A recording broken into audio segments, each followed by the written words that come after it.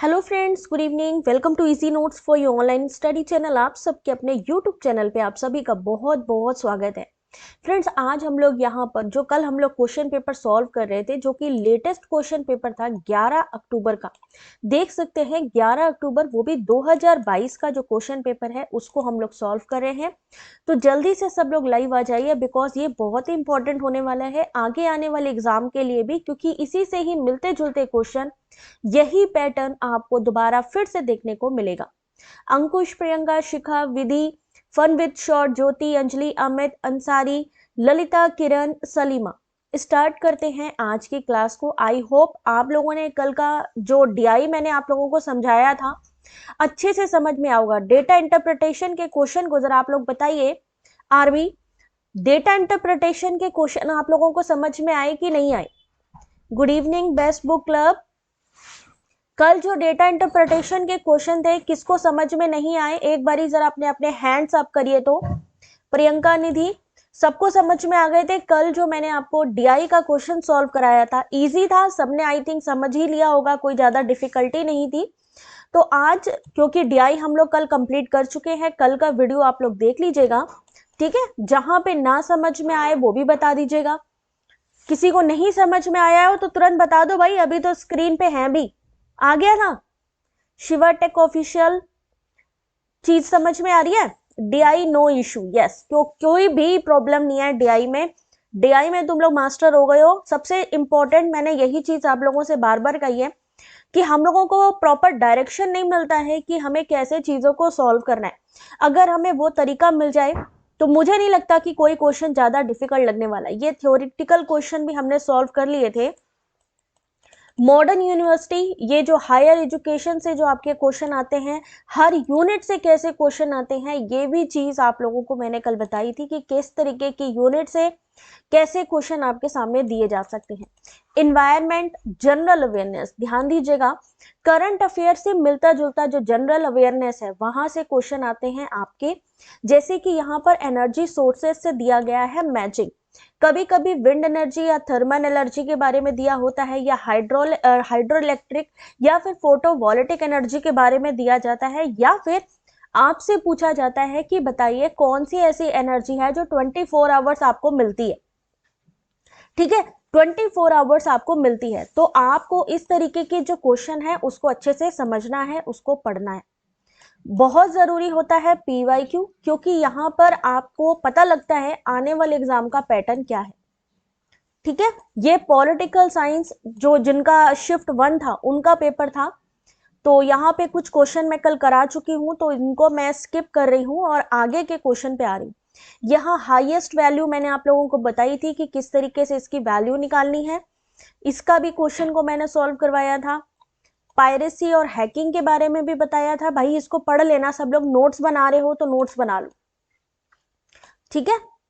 और यहाँ पे थे आई थिंक हम लोग क्वेश्चन नंबर, इसका आंसर नहीं लिखा हुआ है, आई थिंक यही वाला क्वेश्चन था। बिल्कुल बिल्कुल बिल्कुल। चलिए इस वाले क्वेश्चन का आंसर करिए, जरा देखते हैं किसके आंसर सही होते हैं। हिंदी में किस टाइप में? हिंदी और इंग्लिश बेटा, अगर हम पीवाईक्यू की बात करें, ये पेपर 1 का पीवाईक्यू है, ठीक है? सब्जेक्टिव अभी नहीं है, सब्जेक्टिव मैं बाद में कराऊंगी पीवाईक्यू सॉल्व। अभी हम पेपर 1 का जो प्रीवियस ईयर क्वेश्चन है, यानी प्रीवियस नहीं बल्कि इसी साल का पेपर है ये, ठीक है? 2022 अक्टूबर का पेपर है ये, एक महीने पहले का।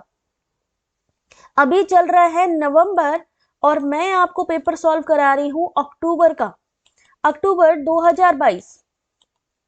एक महीने पहले जो एग्जाम में आया है वो चीज मैं आपको करा रही हूं, ठीक है? जैसे जैसे आगे बढ़ेंगे, जब मेरे पास प्रॉपर क्वेश्चन पेपर आ जाएंगे, देन जो सब्जेक्टिव होंगे वो भी मैं आप लोगों को करवा दूंगी, ठीक है? अभी इसका आंसर करिए। कौन संप्रेषित संदेशों की स्वीकृति में अवरोधक है? यानी कम्युनिकेशन बैरियर से जो क्वेश्चन है वो आपके सामने है, और इसका आंसर करिए जल्दी से। क्या होगा इस क्वेश्चन का सही आंसर? दिया था ये वाला पेपर, कितने मार्क्स आए थे इसमें? अभी देखो 39 यहाँ पर केवल व्यूज दिख रहे हैं और बहुत ही कम लोग हैं जो यहाँ पर वीडियो को वॉच कर रहे हैं। उसका रीजन है कि बाद में जब कोई मुझसे कहेगा कि मैम PYQ करवाना, उस समय मेरे पास भी टाइम नहीं होगा, ठीक है ना, उस समय मेरे पास भी टाइम नहीं होगा दोबारा से इन चीजों को बताने का, समझाने का। तो यहां पर आपका सही आंसर है श्रोता की अभिवृत्ति, उसका एटीट्यूड कैसा है। विसंकेतक के मूल्य और प्रतिष्ठा टकराव, यानी क्वेश्चन नंबर आपका ये जो था, इसका सही आंसर है BCD। कम्युनिकेशन में जो बाधा उत्पन्न करते हैं वो है कि एटीट्यूड ऑफ द लिसनर, यानी जिसको आपने मैसेज सेंड किया है। साक्षी एक बारी सही नहीं दिख रहा है, 1 मिनट होल्ड करिए जरा सा।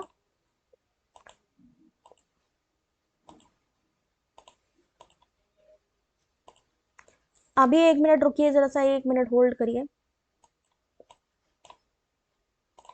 अभी आई थिंक कुछ क्लियर दिखने शुरू हुआ होगा आप लोगों को,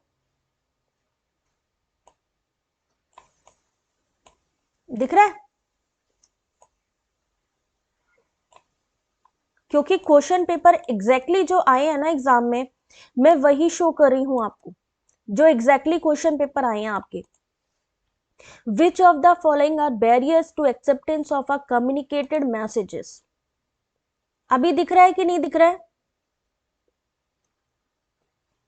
एक बार वीडियो की क्वालिटी आप लोग चेक कर लिया करो कि किस क्वालिटी पे बेटर जो है इसमें आपको स्क्रीन प्रोवाइड हो रही है। और अब तो YouTube का एक और फीचर आ चुका है कि जहां पर आप उसको जूम करके देख सकते हो।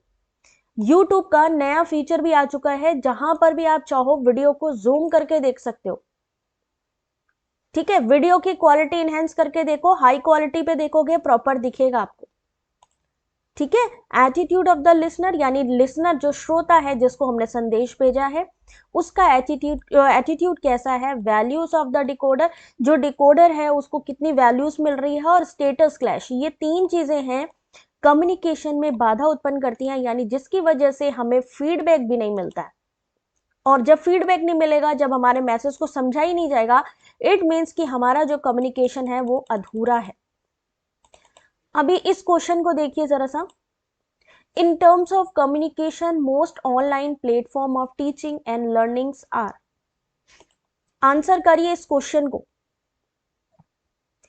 क्वेश्चन आ गया है नेक्स्ट आपके सामने। संप्रेषण की दृष्टि से, यानी कम्युनिकेशन की दृष्टि में अगर हम बात करें, इन टर्म्स में हम बात करें, अध्यापन और अधिगम के अधिकांश ऑनलाइन प्लेटफॉर्म कैसे हैं? बताइए जल्दी से।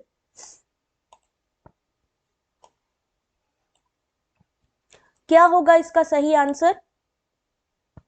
इसका सही आंसर है असिंक्रोनाइज।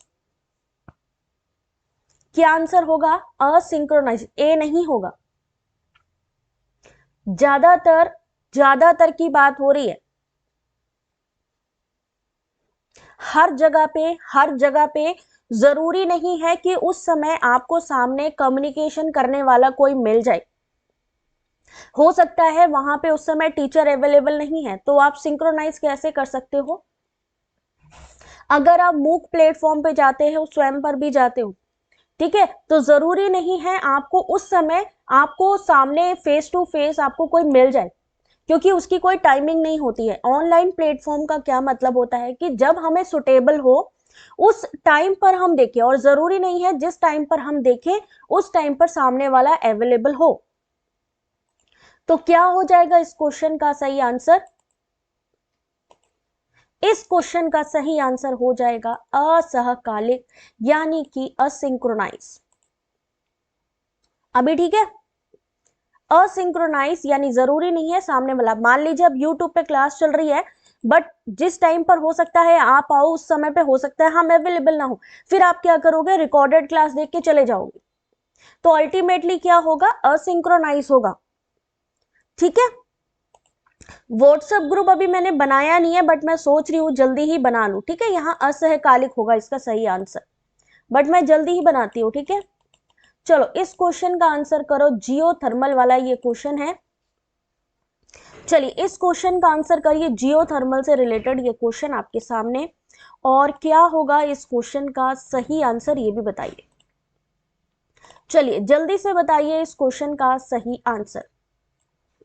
Geothermal fluids are rich in salt and other contaminate, पूरा आ ही नहीं रहा ना, लग रहा है। 1 मिनट रुको जरा सा, 1 मिनट होल्ड करो। एक तो जो इनके पेपर होते हैं ना कंप्यूटराइज्ड के हिसाब से होते हैं, और उसकी वजह से क्या होता है कि प्रॉपर चीजें नहीं आ पाती हैं। चलो अभी आई थिंक प्रॉपर है। चलिए आंसर करिए इस क्वेश्चन का, क्योंकि ये जो एग्जैक्ट क्वेश्चन पेपर आया यही वह मैं दिखा रही हूं आपको। जो एग्जाम में एग्जैक्ट क्वेश्चन पेपर आ रहे हैं वही मैं दिखा रही हूं आपको। हिंदी में देखिएगा अभी।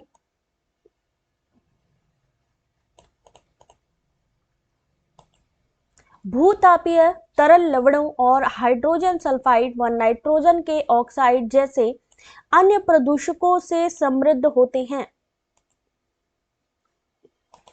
देख रहे हो एनवायरनमेंट में कैसे क्वेश्चन है आपके सामने। हिंदी वाला देखो, हिंदी वाला जिसको समझ में आता है हिंदी वाला देखो शैलजा, और इस क्वेश्चन का आंसर करो क्या होगा।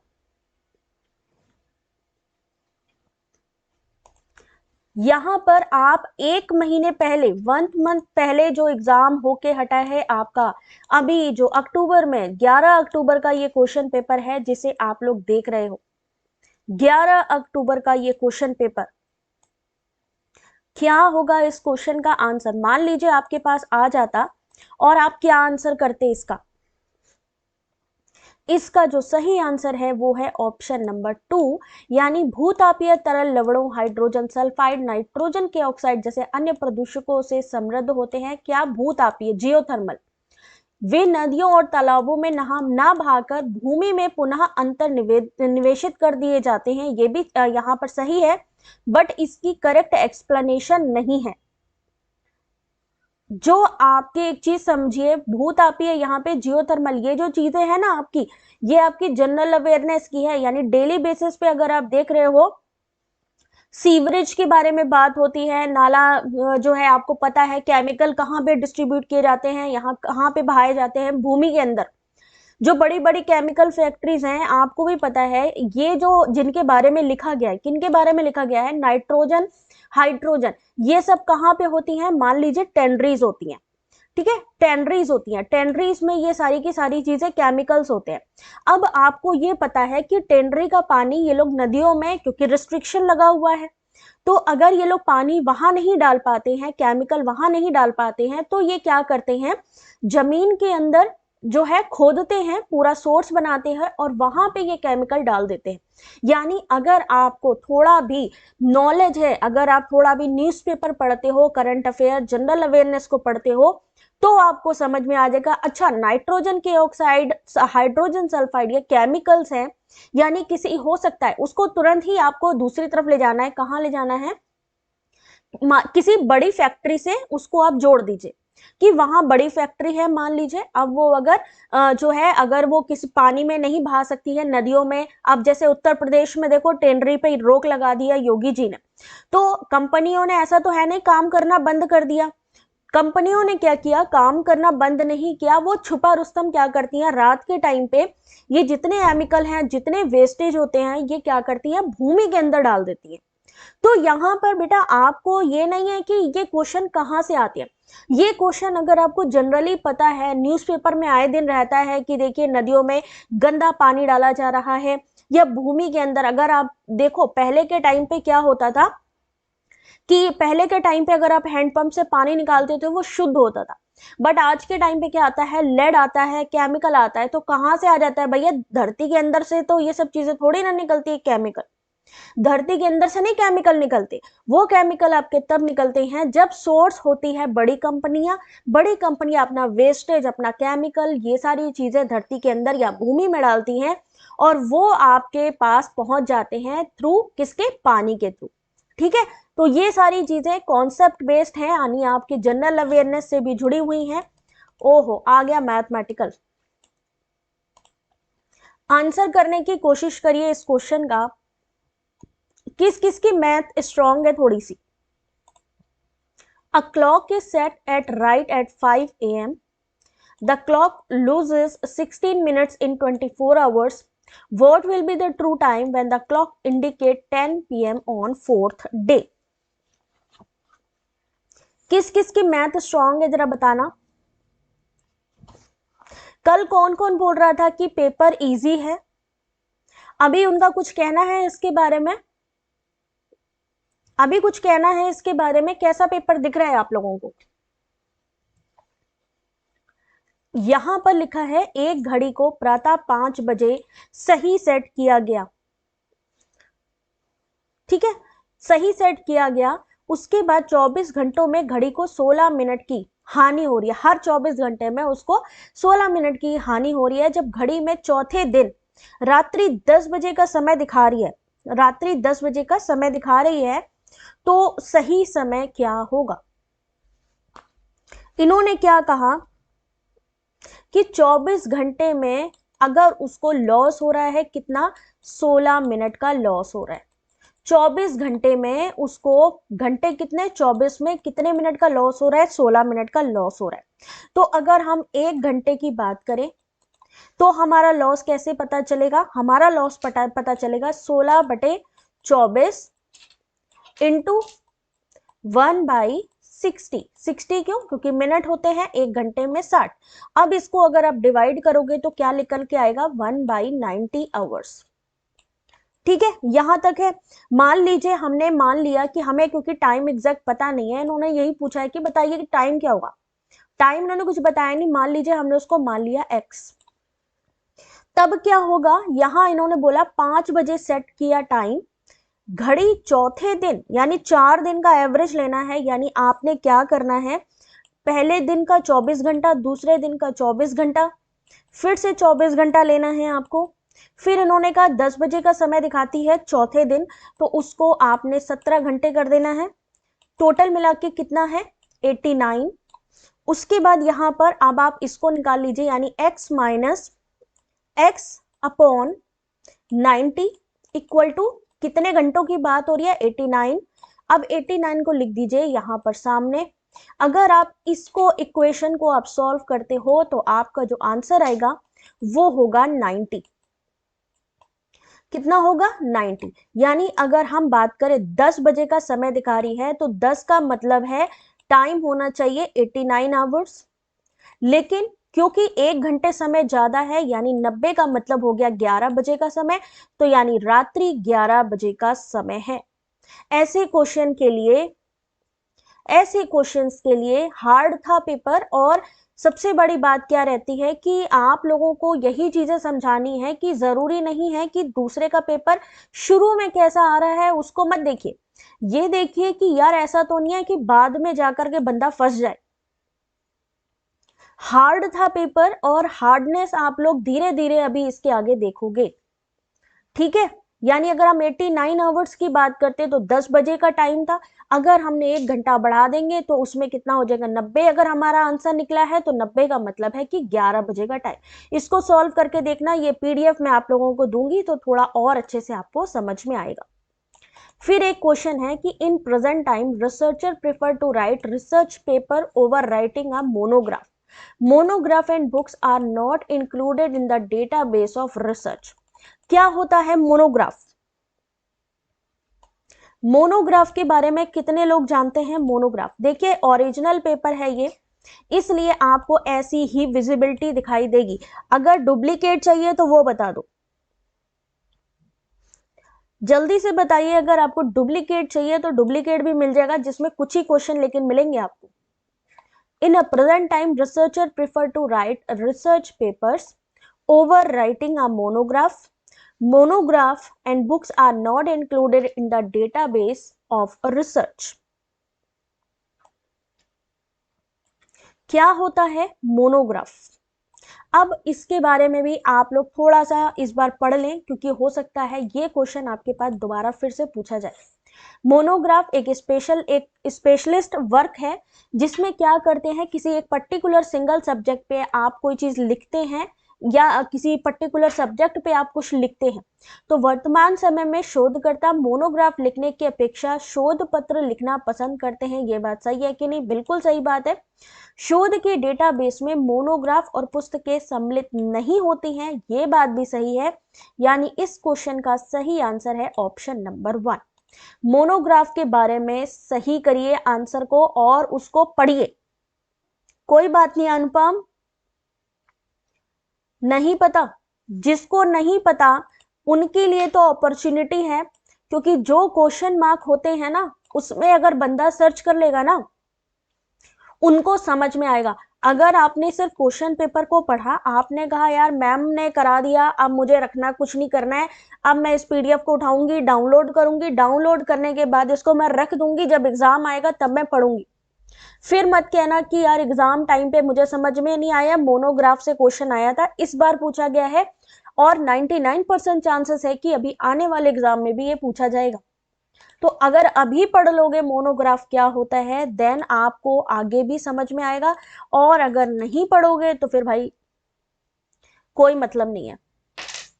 इसको पॉइंट को हाईलाइट कर लीजिए, मोनोग्राफ क्या होता है उसको पढ़िए, ठीक है। अब नेक्स्ट क्वेश्चन, अब ये मत कहना कि यार ये नहीं आता। अब इस क्वेश्चन का आंसर बताओ जरा। माइंड मैप, माइंड मैपिंग पिछली बार मैंने करवाया भी था। Gamification, flipped classroom, ICT based teaching method. इसीलिए मैं ज्यादा नहीं 15-15, 20-20 क्वेश्चन आप लोगों को करा रही हूं। क्या चीज? इंग्लिश में बता दीजिए मोनोग्राफ को। सबका मैंने सॉल्यूशन भी बेटा लिखा हुआ है, तो आप लोग जब ये पीडीएफ उठाओगे ना तो आपको इसका आराम से समझ में आ जाएगा कि what is called a monograph. Monograph is a specialist work of writing in contrast to reference work, यानी संदर्भ के विपरीत, in contrast to reference work और exhibition on a single subject or an aspect of a subject, often by a single author or a artist, and usually on a scholarly subject। ठीक है, किसी जो है किसी टॉपिक पे या किसी सब्जेक्ट पे पर्टिकुलर जब आप कोई चीज लिखते हो, that is called a monograph. बाकी थोड़ा गूगल पे सर्च कर लो और चीजें क्लियर हो जाएंगी। आंसर करो इस क्वेश्चन का। Mind map, gamification, flipped classroom क्या होती है? सर्च करो जरा इसको। आप लोग शैलजा बच्चे, आप मोनोग्राफ को सर्च करेंगे, ठीक है। जब आप मोनोग्राफ सर्च करोगे तो आपको 2-3 चीजें और उसमें समझ में आएंगी। आप याद रखिए, कभी भी आप ये मत सोचिए कि एग्जाम में जो आप लोग अभी देख रहे हो एग्जैक्ट चीज आएगी। एग्जाम में क्या आता है, इससे मिलती जुलती चीजें 100% आएंगी। जस्ट लाइक हो सकता है अगली बार, अभी इन्होंने मैचिंग दे दी है माइंड मैपिंग की, हो सकता है कि माइंड मैपिंग का एक एग्जाम्पल दें और आपसे पूछे कि व्हाट इज माइंड मैपिंग। ये जो एग्जाम्पल है किसका है? फ्लिप्ड क्लासरूम क्या होती है, या आईसीटी बेस्ड टीचिंग मेथड क्या होता है। तो इनके बारे में अगर आपको पता ही नहीं है तो भाई साहब ऐसा थोड़ी ना है कि एक दिन में सब चीजें आ जाएंगी। एक दिन में आ जाएगा सबको सबको समझ में तो बता दो, जल्दी बताओ क्या होगा इस क्वेश्चन का सही आंसर। हिंदी में देखो अभी, माइंड मैपिंग क्या होती है? मनचित्र, गेमिफिकेशन, फ्लिप्ड कक्षा, आईसीटी आधारित शिक्षण पद्धति। 12 अक्टूबर वाला बेटा साबिया मेरे पास है नहीं है पेपर, शेयर कर दो टेलीग्राम पे। साबिया ये वाला जो आपका क्वेश्चन है ये आपके टीचिंग एप्टीट्यूड से ही है। ये वाला क्वेश्चन जहां आपकी माइंड मैपिंग आती है, टीचिंग और रिसर्च से आता है ये वाला क्वेश्चन। माइंड मैपिंग क्या होती है जल्दी बताइए।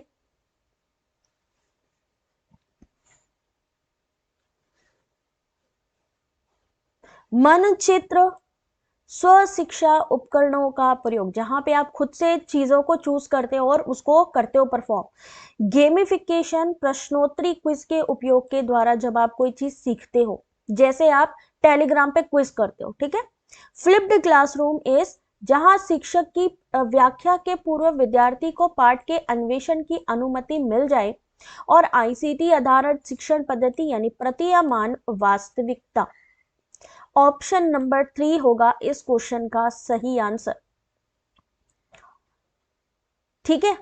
यहां पर ये पूरे क्वेश्चन आपको समझने पड़ेंगे, क्योंकि ये क्वेश्चन आपको दोबारा रिपीट हो सकते हैं कि what is mind mapping. Mind mapping use of self learning tools. Gamification क्या होता है? Learning through using quizzes. Flipped classroom क्या होता है? Allow student to explore the lesson before the teacher describe. और ICT based teaching method virtual reality. आ रही है बात समझ में? हमारी तो नहीं है अभी स्ट्रॉन्ग। अभी मैं वही आप लोगों से कह रही हूँ, अगर आप लोग तैयारी कर ही रहे हो तो यार इस तरीके की तैयारी करना कि नेट जेआरएफ निकालना। बाकी अगर सिर्फ मतलब टाइम पास करने के लिए कर रहे हो तो यार बेवकूफ़ी होगी, कोई मतलब नहीं है। क्योंकि इसका जो पैटर्न है डे बाय डे चेंज हो रहा है, हार्ड क्वेश्चन डाल रहे हैं ये लोग। अब आप लोग को कल इजी लग रहा था, अभी इस क्वेश्चन का आंसर करिए जरा। जिसको कल इजी लग रहा था, जरा अभी इस वाले क्वेश्चन को, मैंने क्या कहा था, हाँ अगर आपको मैचिंग करनी है तो मैचिंग का सबसे अच्छा ट्रिक ये रहता है कि आपको क्वेश्चन को क्या करना है, देख लो, जो आपको ऑप्शन पता है अगर वो सही बैठ रहे हैं ऑप्शन तो आगे की मैचिंग बता सकते हो। बट अगर जरा सी भी गलत कर दिया तो पूरी की पूरी मैचिंग आपकी गड़बड़ हो जाएगी। अब ये वाला क्वेश्चन कहां से है, आपकी आईसीटी यानी इंफॉर्मेशन कम्युनिकेशन टेक्नोलॉजी से, आईसीटी यूनिट से है कि which two of the following task are carried out by all operating systems. इनमें से ऐसे कौन से 2 टास्क हैं जो सभी के सभी ऑपरेटिंग सिस्टम के द्वारा किए जाते हैं। ऑपरेटिंग सिस्टम के बारे में बिल्कुल बेटा मेरा आशीर्वाद हमेशा ही है आप लोगों के साथ में, इसीलिए मैं आप लोगों से कहती हूँ कोई चीज मिस मत करो, क्योंकि वहां पर क्या पता मैं आपको क्या चीज बता दूं या क्या पता आपकी नजर किस क्वेश्चन पे या किस ऑप्शन पे पड़ जाए और एग्जाम में वही चीज आ जाए और आपको बेनिफिट मिल जाए। ठीक है, इसलिए चीजों को समझो कि इस समय आपका जो एनटीए का एग्जाम है, जो यूजीसी नेट का एग्जाम है, डे बाय डे आपका यूपीएससी बनता जा रहा है। कौन से 2 कार्य सभी ऑपरेटिंग सिस्टम के द्वारा किए जाते हैं, बताइए जरा इस क्वेश्चन को। कौन से 2 काम है ऑपरेटिंग सिस्टम के बारे में, आपको सभी को पता है। साबिया बेटा आपको, अगर आप लोग तैयारी कर रहे हो यूजीसी नेट पेपर 1 की, सबसे पहले मैं हमेशा आप लोगों से कहती हूँ प्लीज सिलेबस पढ़िए। सिलेबस में कैसे पढ़ना है, यूनिट वाइज कैसे पढ़ना है, आपको यूनिट वाइज पढ़ना है कि किस यूनिट से क्या आ रहा है। उसके अलावा स्पेशली इस बार ये बोला भी था एनटीए ने कि जनरल अवेयरनेस से आपको क्वेश्चन डालेंगे, तो जनरल अवेयरनेस करंट अफेयर्स जरूर से जरूर अपना दिमाग उसमें रखिए, पढ़िए। गवर्नमेंट स्कीम से कंटिन्यू क्वेश्चन आ रहा है, गवर्नमेंट स्कीम है जो आपकी एजुकेशन से रिलेटेड, उन सब से रिलेटेड जितनी भी सरकारी योजनाएं हैं उनको पढ़ लीजिए। उसके अलावा अगर हम बात करें आईसीटी में जो नए नए टॉपिक आ रहे हैं, वो आ रही हैं आपकी लैंग्वेजेस आ रही हैं, उनको पढ़ लीजिए। फिर आते हैं बात पीवाईक्यू की, पीवाईक्यू यानी प्रीवियस ईयर क्वेश्चन पेपर, इससे प्रैक्टिस करिए क्योंकि यहां से आपके क्वेश्चन रिपीट होते हैं। उसके बाद आती है आपकी थ्योरी क्लासेस, जिनको कि आप लोग अटेंड करिए, कोई भी थ्योरी क्लासेस मत छोड़िए क्योंकि कॉन्सेप्ट आपके क्लियर होते जाएंगे। गवर्नमेंट वाली भी ऑलरेडी मैंने पीडीएफ डाली हुई है, टेलीग्राम पे चेक करिए, हर तरीके की पीडीएफ वहां पर अवेलेबल है। बात सिर्फ ये है कि आपका पढ़ने का मन होना चाहिए। जैसे इस क्वेश्चन का सही आंसर ऑप्शन नंबर सी और डी, मेमोरी सहित सिस्टम संसाधनों को प्रबंधित करना, डेटा को प्रिंटर तक स्थानांतरित करना, ऑप्शन नंबर 3, ये सभी ऑपरेटिंग सिस्टम करते हैं काम। ठीक है, हम कंप्यूटर पे बैठते हैं, हम कंप्यूटर को पढ़ते हैं, बट उसी से ही रिलेटेड जब हमारे पास एक्सेल से क्वेश्चन, इस बार आपका एमएस वर्ड से क्वेश्चन आया है, एक्सेल से क्वेश्चन आया है, ऑपरेटिंग सिस्टम से आता है, वायरस से आता है, मालवेयर से आता है, तो ये चीजें ऐसी थोड़ी ना है कि किसी बुक से आप पढ़ लोगे तो क्लियर हो जाएगा। सी लगा था। इसके लिए आपको अपना सोच का दायरा बढ़ाना होगा। Managing system resources including memory, transferring data to printer, option number 3। भाई देखो सिंपल सी बात है, जैसे यूपीएससी वालों का कोई दायरा नहीं होता ना, वो उनको कहीं से भी उठा के दे देंगे, सेम चीज आपके साथ रहती है। तो आप लोग अपना जितना ज्यादा माइंड को, अगर आपके पास जो है एंड्रॉयड फोन है, उसका सही यूटिलाइजेशन करिए, सर्च करिए जो नई नई पॉलिसीज आई हैं, गवर्नमेंट पॉलिसीज आई हैं, नए पोर्टल बने हैं, in respect to education, education की एनईपी जो नई आई है 2020 में, नए नए क्या रिकमेंडेशन या इम्प्लीमेंटेशन है, एनईपी 2020 से क्वेश्चन आते हैं आपके पास। ठीक है, यहाँ पर इस तरीके से आपके एनवायरनमेंट के क्वेश्चन आते हैं। तो अगर आपको सच में तैयारी करनी है भाई, अभी क्या होएगा कि अभी जैसे कि इस क्वेश्चन का आंसर आपके सामने ही है कि what is the unit of measurement for ozone surface. तो हमें यहाँ पर पता है कि ओजोन सरफेस को मापने की इकाई है डॉप्सन इकाई। ठीक है, हमें पता है इस क्वेश्चन का, मैम ने बता दिया। मतलब कुछ लोग क्या करेंगे, यहीं तक अपनी सोच रखेंगे फिर खत्म कर देंगे। लेकिन जो एक पढ़ने वाला बच्चा होगा वो ये सोचेगा कि फिर ये माइक्रोग्राम किसके लिए यूज होता है, ये नैनोग्राम पर मीटर क्यूब किसके लिए यूज होता है, पार्ट्स पर मिलियन किसके लिए यूज होता है। यस, 100%। अगर आप सेल्फ स्टडी करते हो, हमारा चैनल इसी चीज पे सबसे ज्यादा जोर देता है। अगर आप देख सकते हो टेलीग्राम पर भी बच्चे खुद से क्विज करते हैं।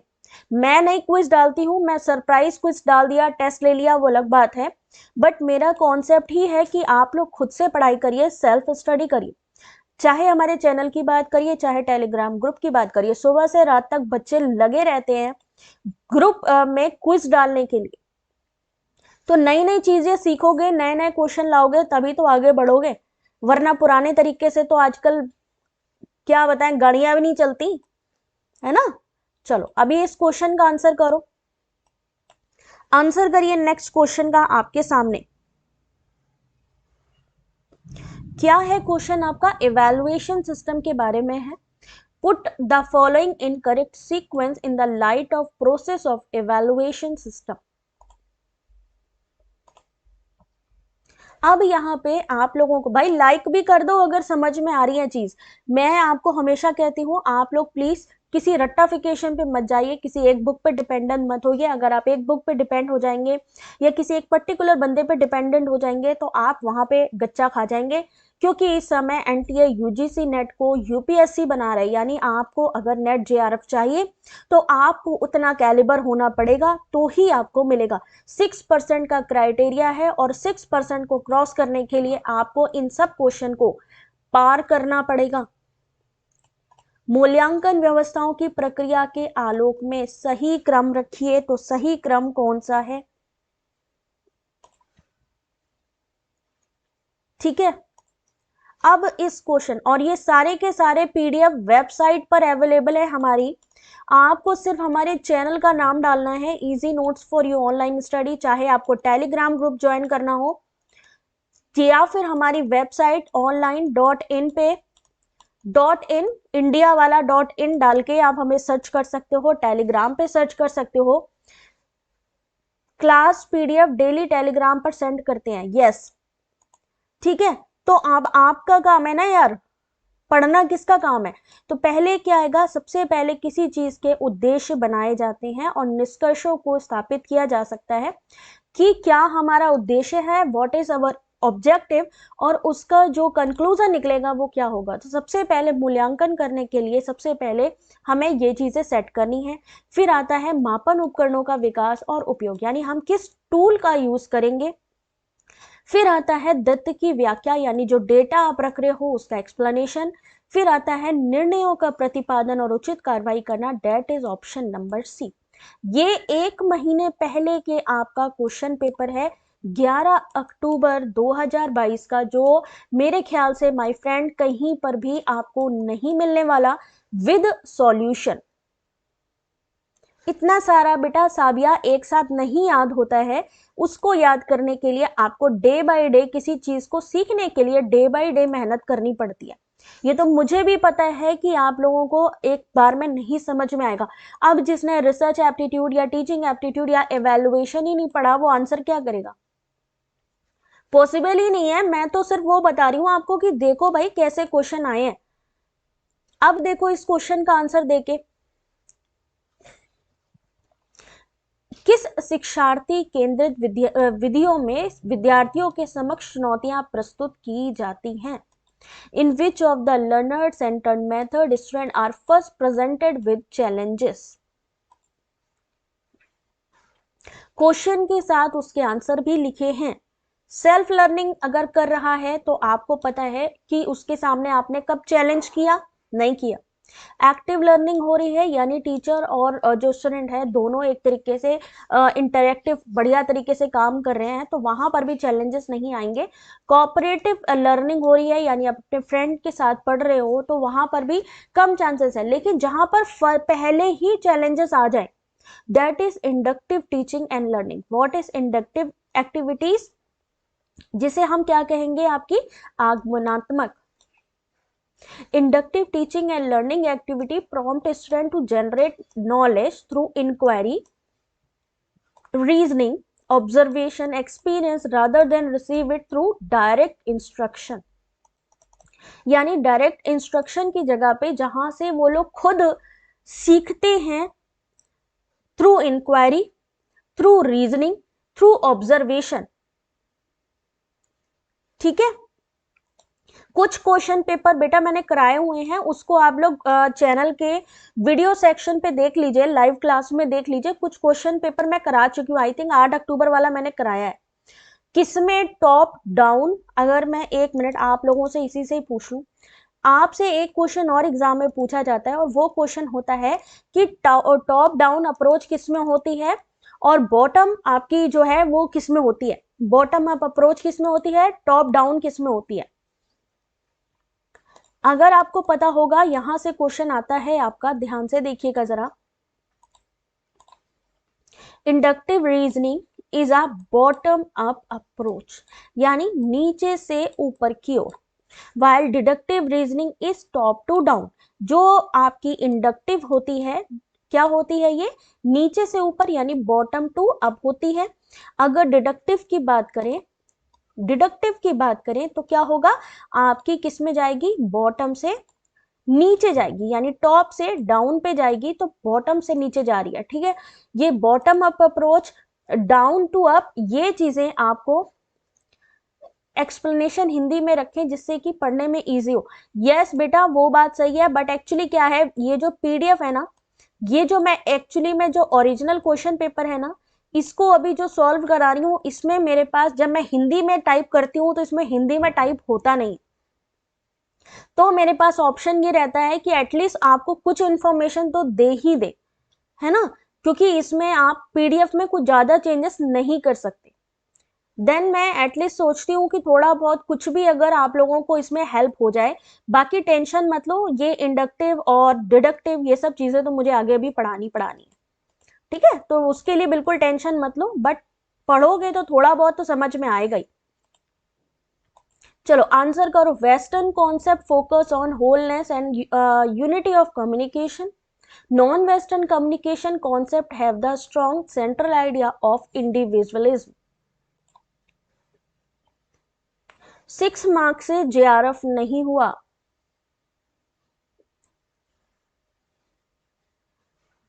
ये बड़ा खल जाता है जब आपका कुछ मार्क्स से अगर जेआरएफ ना हो, तो वो बहुत ही टेंशन वाला काम होता है, वो बहुत टेंशन वाला काम होता है। हिंदी में देखिए,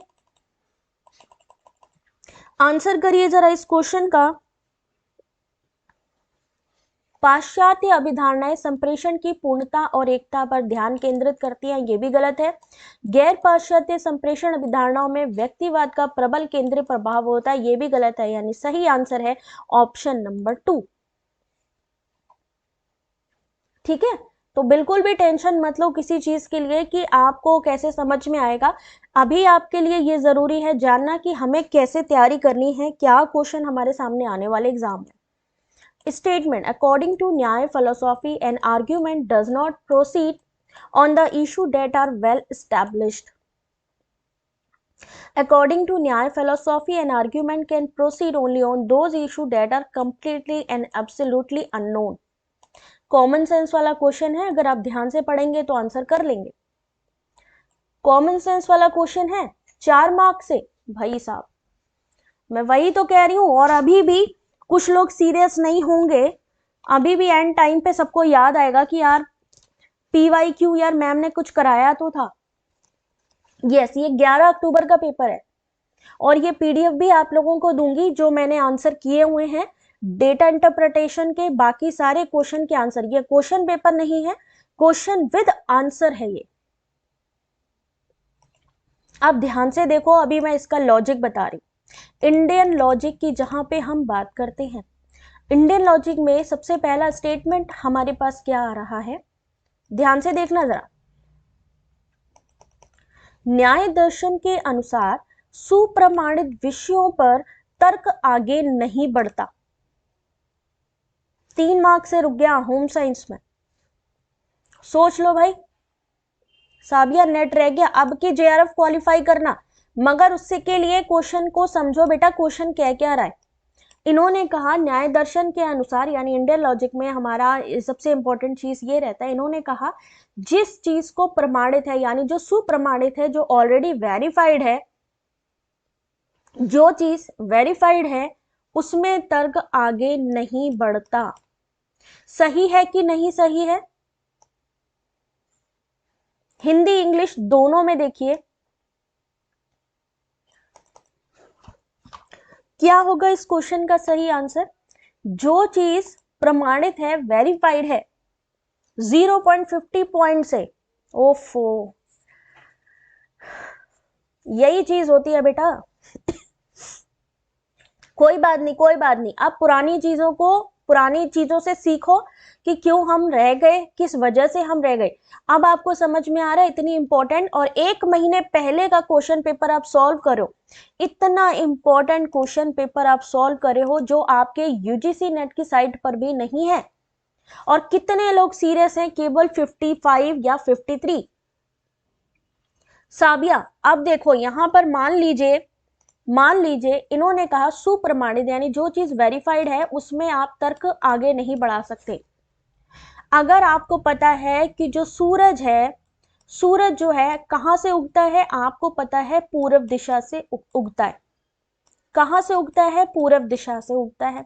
अब कोई आपसे आकर आर्ग्यूमेंट करे, कॉन्सेप्ट को समझो, अगर अभी नहीं समझा तो बेकार है फिर। न्याय दर्शन के अनुसार, पूजा समझना बेटा, अभी तुम लोग कहोगे अरे मैम ये तो बहुत इजी है।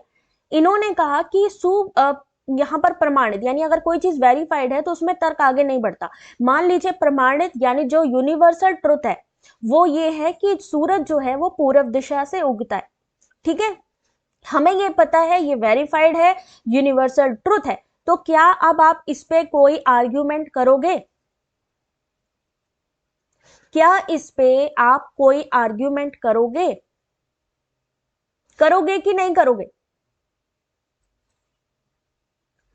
जब आपको पता है कि कोई चीज यूनिवर्सल, सार्वभौमिक रूप से सत्य है, वेरीफाइड है कोई चीज, तो आप उसमें करोगे? नहीं करोगे। आपको पता है कि इस पे बहस करने से कोई फायदा नहीं है, क्योंकि ऐसा नहीं है ये वेस्ट से उगेगा, ऐसा नहीं है ये नॉर्थ से उगेगा। तो आप कहोगे अरे यार नहीं यार, भैंस के आगे बीन बजाने से कोई फायदा नहीं है, हम नहीं करेंगे इस पे तर्क, नहीं करेंगे तर्क उस चीज पे जिस चीज के बारे में हमें पता है कि वो वैलिड है। हम किस चीज पे तर्क करेंगे? हम उस चीजों पे तर्क करेंगे जिनके बारे में हम, अब दूसरा स्टेटमेंट इन्होंने दिया कि तर्क उन्हीं विषयों में आगे बढ़ सकता है जो अज्ञात हो। अब जिस चीज के बारे में तुम लोगों को पता ही नहीं है, जिसके बारे में हमें पता ही नहीं है, हम उसके बारे में क्या आर्ग्यूमेंट करेंगे? मान लीजिए अभी हम लोगों से कोई चाइना के बारे में बात कर ले, चाइना की कोई टेक्नोलॉजी के बारे में बात कर ले और हमसे कोई आर्ग्यूमेंट करने लगे, तो हम क्या करेंगे? क्या हम उस टेक्नोलॉजी के बारे में कोई बात कर पाएंगे? हमें जब पता ही नहीं है उसकी टेक्नोलॉजी क्या है, हमें जब उसकी टेक्नोलॉजी ही नहीं पता कि वो किस टेक्नोलॉजी पे काम कर रहा है, अगर हमसे अज्ञात चीजों के बारे में, अननोन चीजों के बारे में बात करेंगे, तब भी हमारा जो तर्क है, जो हमारा आर्ग्यूमेंट है, वो आगे नहीं बढ़ेगा। इट मींस कि हमारा जो सही आंसर है वो है ऑप्शन नंबर 1। क्लियर हो गया?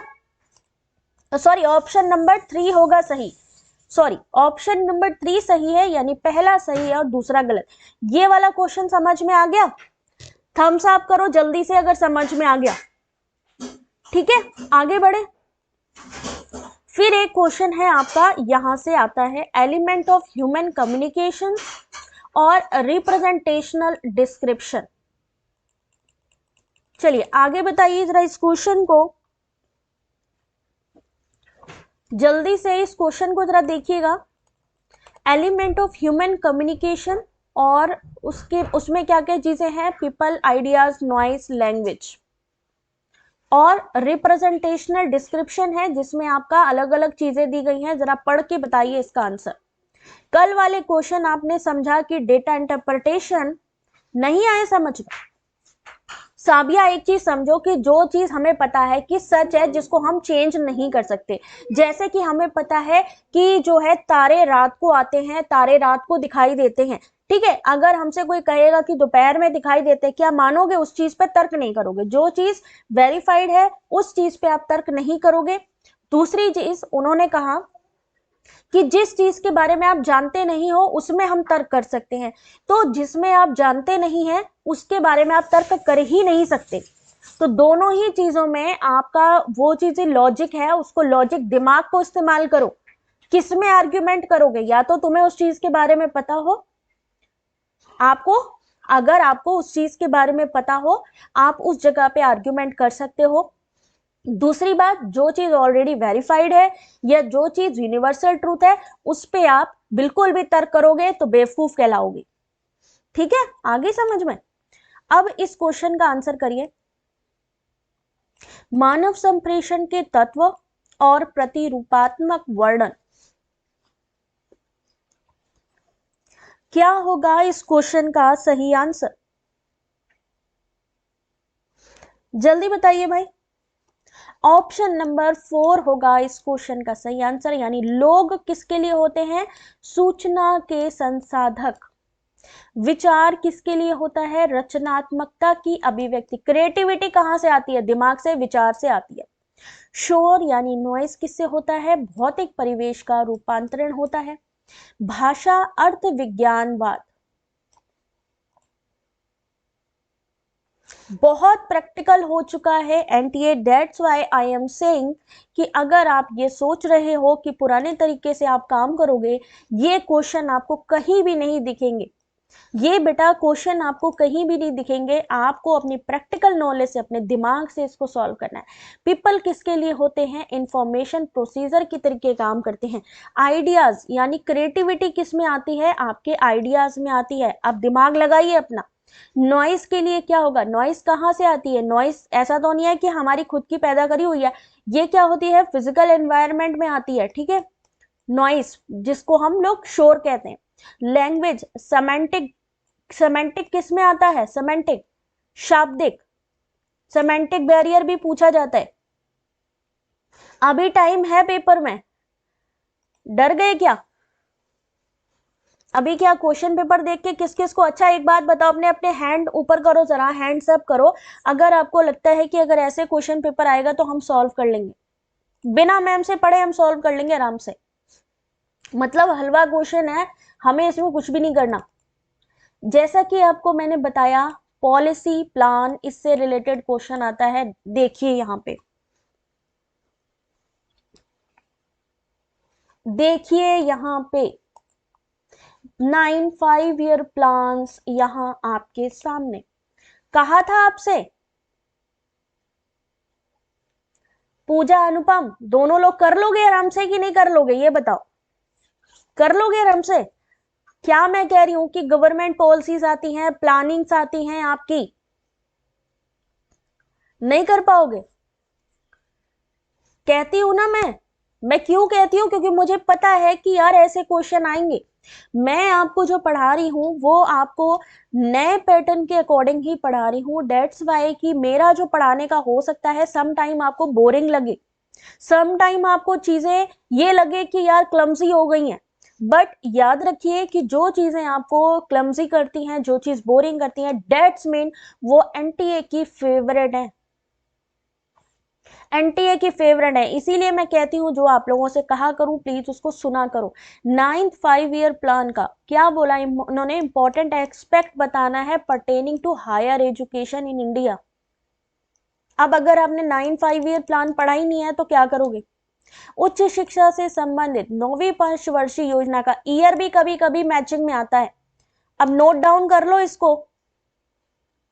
बिल्कुल बिल्कुल, मेरा आशीर्वाद आप लोगों के साथ में है, लेकिन आप लोग जो लाइक नहीं करते हो उससे उसका क्या मतलब है? लाइक करा करो भाई जल्दी तुरंत। ये बताओ, अभी ये 11 अक्टूबर का क्वेश्चन पेपर आप सॉल्व कर रहे हो, किसी ने कराया अभी तक की? अभी जैसे ही एनटीए के आ जाएंगे क्वेश्चन पेपर सब सॉल्व कराने लगेंगे, बट अभी कोई करा रहा है? इतनी इंपॉर्टेंट चीज 11 अक्टूबर, एक महीने पहले का क्वेश्चन पेपर मैं सॉल्व करवा रही हूँ। और आप ये खुद जानते हो कि इसको सॉल्व कराने के लिए पहले मैंने खुद सॉल्व किया होगा। पहले मैंने सॉल्व किया है, देन मैं आपको सॉल्व करा रही हूं। जो चीज मुझे नहीं समझ में आएगी वो मैं आपको कैसे समझा पाऊंगी? आ रही है बात समझ में? यस, 10 यूनिट्स पूरे करवाएंगे। इस क्वेश्चन का सही आंसर क्या होगा? 9वीं पंचवर्षीय योजना में उच्च शिक्षा से संबंधित महत्वपूर्ण पहलू कौन सा है? गुणवत्ता और प्रणाली की दक्षता में सुधार। किसकी? एजुकेशन की। यूजीसी के द्वारा चुनिंदा महाविद्यालयों की स्वायत्तता की पदवी प्रदान करना, उच्च शिक्षा का व्यवसायीकरण करना, गुणवत्ता का सुधार और तकनीकी शिक्षा की प्रासंगिकता। और ये आपका गलत होगा, उच्च शिक्षा में शोध को प्रोत्साहन नहीं दिया गया 9वीं पंचवर्षीय योजना में। So correct answer is option number 2।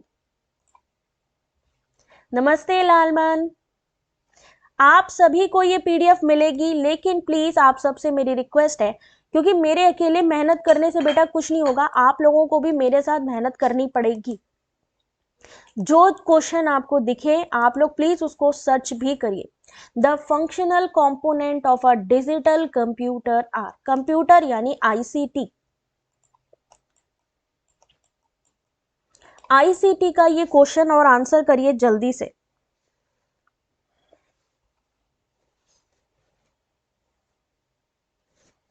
A functional component of a digital computer is,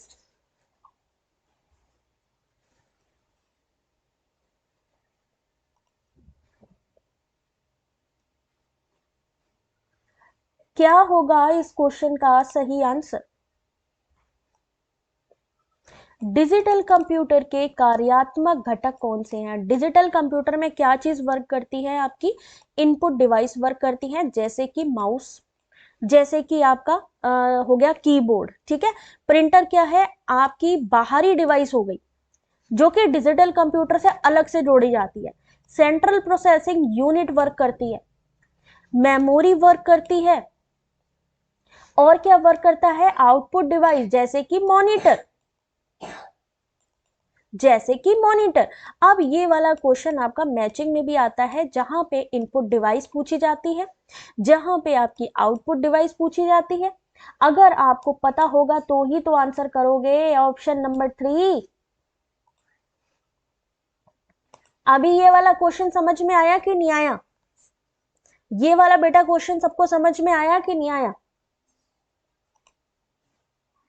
ये वाले क्वेश्चन फिर भी इजी है। आईसीटी बहुत बड़ा है और उसको सॉल्व करने का मैंने आपको तरीका भी बताया है कि डे बाय डे आप आईसीटी से जुड़ी हुई चीजों को पढ़ना स्टार्ट करिए।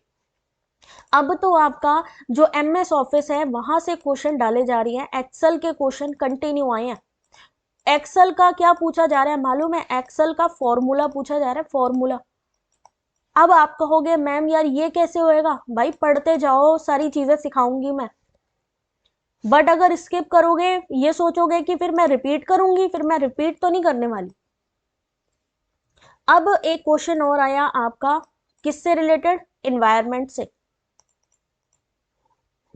अब ये इसके बारे में क्या करना है? वाटर पॉल्यूटेंट के बारे में आपको पता होगा तो ही इस आंसर कर पाओगे, बट आई नो ज्यादातर लोग इसके बारे में नहीं जानते हैं, ज्यादातर लोग इसके बारे में नहीं जानते होंगे, मुझे पता है।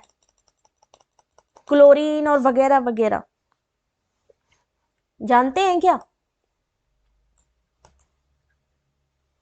इस क्वेश्चन का सही आंसर ऑप्शन नंबर 2 है। आप लोग जरा सा इसको पढ़ लीजिएगा, वाटर पॉल्यूटेंट कौन कौन से होते हैं, ठीक है। यस, जो कंप्यूटर से जुड़ा हो ऑपरेशनल रूप में, फंक्शनल इन्होंने बोला था कि जिसमें वो फंक्शन कर रहा हो वो पार्ट बताने थे, फंक्शनल कंपोनेंट पूछे गए थे। इसको जरा आप लोग पढ़ लेना, मैंने ऑप्शन नंबर 2 पे टिक कर दिया है, थोड़ा पढ़ो भी, ठीक है। ओहो, fallacy. If Sneha tampered with the examination script, then she guilty of a crime. Sneha did not tamper with the examination script, therefore Sneha is not guilty of crime. Which a fallacy is committed in the above argument?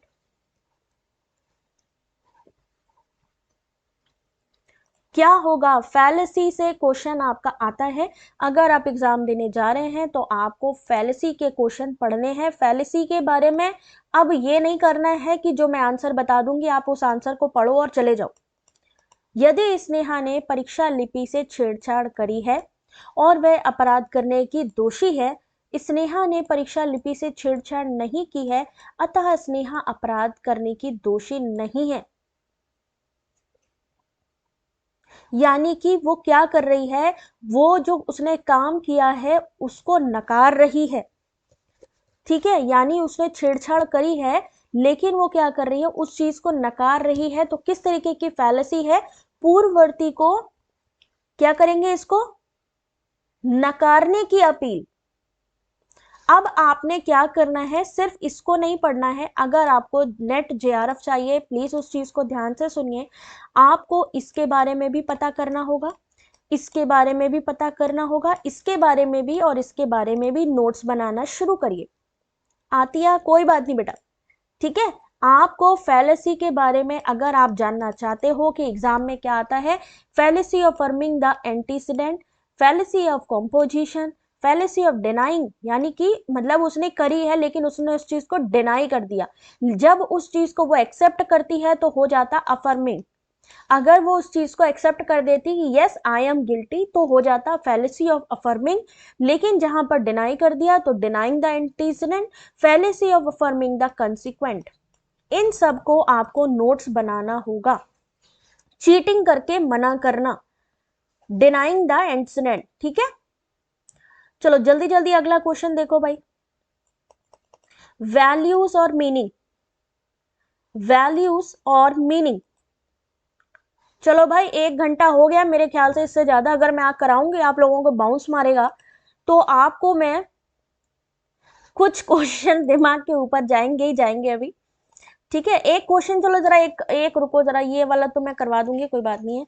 Formative evaluation देखो अभी कितना बाकी है यार। Slippery slope क्या होता है, CAD cam, ये वाले क्वेश्चन का एक आंसर करो, बाकी फिनिश करें क्लास। चलो जल्दी बोलो। मेरे ख्याल से ये वाले क्वेश्चन आपको आने चाहिए। रीजनिंग है, टाइम स्टार्ट करियो आप। चलो जाते जाते एक टेस्ट देते जाओ यार। बाकी ये पीडीएफ आज मैं डाल दूंगी वेबसाइट पर भी, तो आप लोग वेबसाइट से इसको डाउनलोड कर लेना। आंसर करो इस क्वेश्चन का। 7461 को अगर हम 135 लिखते हैं तो 6893 को कैसे लिखेंगे on same code? Manpreet, actually मैं पंजाबी हूं और जो पंजाबी लोग होते हैं उनकी वॉइस एक्चुअली थोड़ी सेम ही होती है। आ रही है बात समझ में? जो पंजाबी लोग होते हैं ना उनकी, वो हिंदी बोलते हैं ना तो उनकी आती फिर भी पंजाबी वाली वॉल्यूम है। डेट्स वाई की मेरी आवाज हो सकता है उससे मिलती जुलती हो। चलो अभी इसका आंसर करो जल्दी से। 7461 को अगर 135 लिखेंगे तो 6893 को क्या लिखेंगे? बहुत आसान क्वेश्चन है, अगर आप लोगों ने इस आंसर को कर लिया तो। 1 घंटा होने जा रहा है साबिया और अभी तक हम बीच में ही हैं।